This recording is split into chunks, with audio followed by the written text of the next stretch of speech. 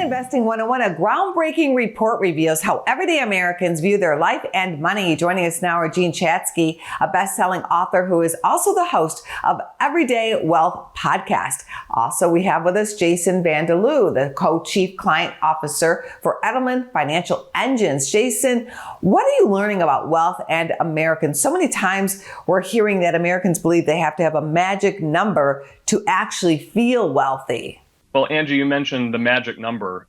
We found it pretty interesting that 67% of the people we surveyed said they need $1 million in the bank to feel wealthy. That number has jumped a whopping 10% from the same time last year. But at the end of the day, very few Americans actually consider themselves wealthy. Only 14% of the people that we surveyed said they feel wealthy.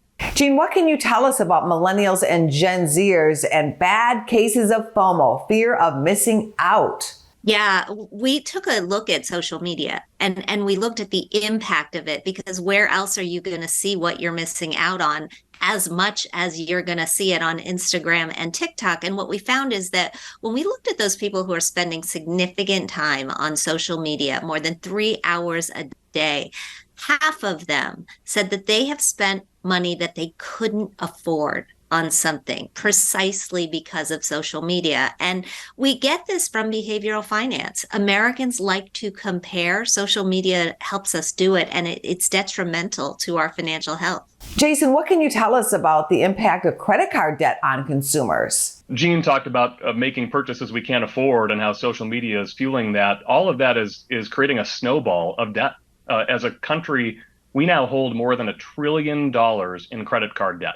And according to our report, the people we surveyed said credit card debt is the single biggest threat in our ability to build wealth.